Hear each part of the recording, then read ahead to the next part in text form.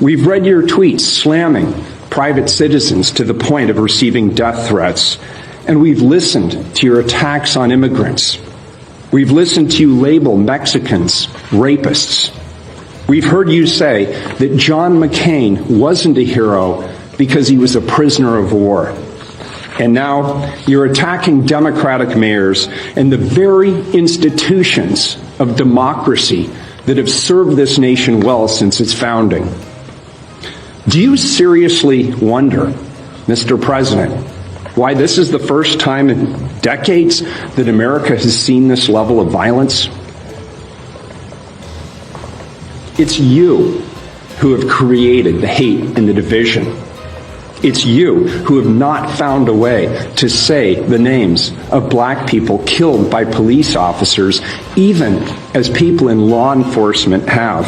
And it's you who claimed that white supremacists are good people.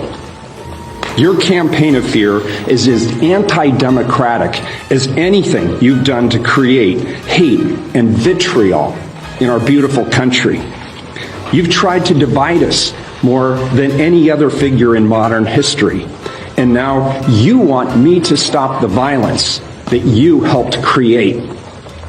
What America needs is for you to be stopped so that we can come back together as one America while recognizing that we must demand that all people, black, brown, white, every color, from every political persuasion, pull together and hold all people accountable in stopping racism and violence, and we together are peaceful again under new leadership that reflects who we really are, we the people of this great nation.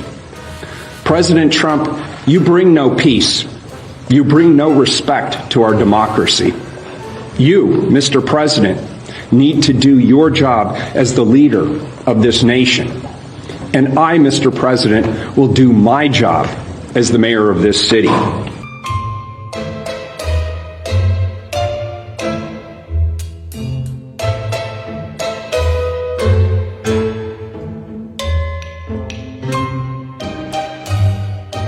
As you know, on two prior occasions, I have asked the governor for the National Guard. She declined in those two circumstances, but we are in communication now. It is my belief that between PPB, the Multnomah County Sheriff's Office, and the state police, we have been successfully throughout this in terms of operations when we're combined and when we're collaborating. And I am told by our law enforcement professionals that is sufficient. You mentioned that you feared that something like this would happen. Given that, how come the city didn't take action over the weekend to prevent something like this? Well, I'm not sure how you specifically operationally can prevent this.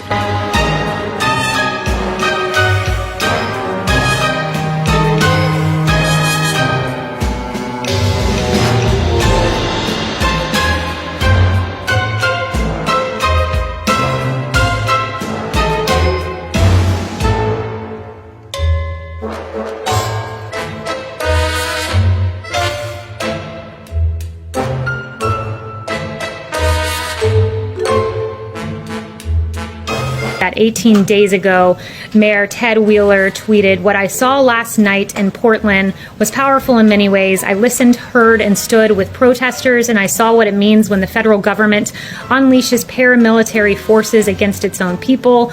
He, in fact, called our federal agents paramilitary forces. And around this same time, our federal officers were facing rioters, barricading officers inside the courthouse, trapping officers inside, launching of commercial-grade fireworks. A federal agent's hand was impaled by planted nails. 3 officers were were at least temporarily, I should say, blinded when a laser was put in their eyes. This has been an ongoing tactic by the rioters. That was 18 days ago when Mayor Wheeler stood with the rioters and against the, quote, paramilitary forces. But just 4 days ago, it appears Mayor Wheeler had a change of heart as local officers took over the situation in Portland. And he now, I guess this is what he believes now, quote, "When you commit arson with an accelerant in an attempt to burn down a building that is occupied by people who you have intentionally trapped inside, you are not demonstrating, you are attempting to commit murder." He could not be more right about that. It is a drastic change. It took him 73 days, I suppose, to come up with that realization.